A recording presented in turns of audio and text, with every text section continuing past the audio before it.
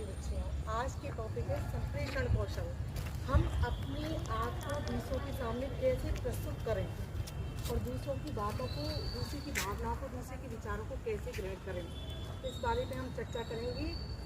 इसके हमारे 5 टॉपिक है। इसका अर्थ क्या है, परिभाषा क्या है, इसका प्रकार कितने हैं, और तीसरा है इसका महत्व क्या है संप्रेषण कौशल का। चौथा है इसका कि संप्रेषण कौशल को हम कैसे विकसित कर सकते हैं।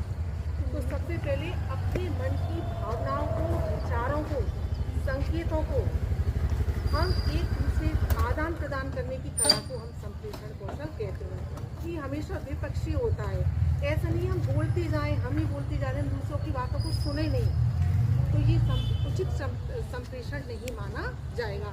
हमको बोलना है और दूसरों की बातों को भी सुनना है। संप्रेषण 3 प्रकार का होता है, लिखित, मौखिक और सांकेतिक। हम अपनी भावनाओं को लिख के भी प्रकट कर सकते हैं, हम अपनी भावना बोलकर भी प्रकट करते हैं, और हम अपनी भावनाओं को संकेतों के माध्यम से भी प्रकट करते हैं। अब देखो बेटा, इसका महत्व क्या है। संप्रेषण का सबसे बड़ा महत्व हमारी व्यक्तिगत जीवन में है।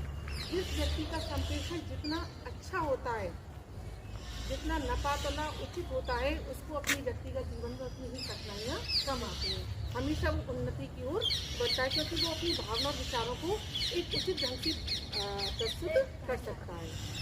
दूसरा है इसका आपके शैक्षणिक क्षेत्र में जो बच्चियाँ बोलने में जितनी एक्टिव होती हैं, वो अपनी क्लास में बहुत अच्छा प्रदर्शन करती हैं और लिखने में भी अच्छी होती है। तो ये बात भी जाहिर है कि भाई जब अच्छा लिखोगी तो नंबर भी, मार्क्स अच्छे आएंगे, क्लास में तुम्हारा प्रेजेंटेशन भी बहुत अच्छा होगा। तीसरा आता है हमारी सामाजिक जीवन में। सामाजिक जीवन में भी संप्रेषण कौशल का बहुत ज़्यादा महत्व है।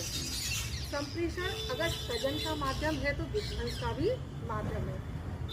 जैसे एक कहावत है कि बातन हाथी पाई और बातन हाथी पाओ। बातों से तुमको हाथी का पुरस्कार भी मिल जाएगा और बातों से तुम्हें हाथी का पैर भी मिल जाएगा। अगर बातें तुम्हारी खराब है, संप्रेषण तुम्हारा खराब है, तो हाथी के पैरों के नीचे भी आ सकते हो, और तुम्हारा संप्रेषण अच्छा है तो तुमको हाथी भी मिल सकता है। तो सामाजिक क्षेत्र में भी संप्रेषण का बहुत बड़ा महत्व है। अब देखिए, संप्रेषण का सबसे बड़ा उदाहरण है कि आज़ादी के समय वल्लभ भाई पटेल, सुभाष चंद्र बोस, इनमें कोई ऐसा नहीं है कि इनमें कोई पैसे की शक्ति थी या इनके पास बहुत बड़ा कोई जन आधार था, लेकिन संप्रेषण के कौशल पर उन्होंने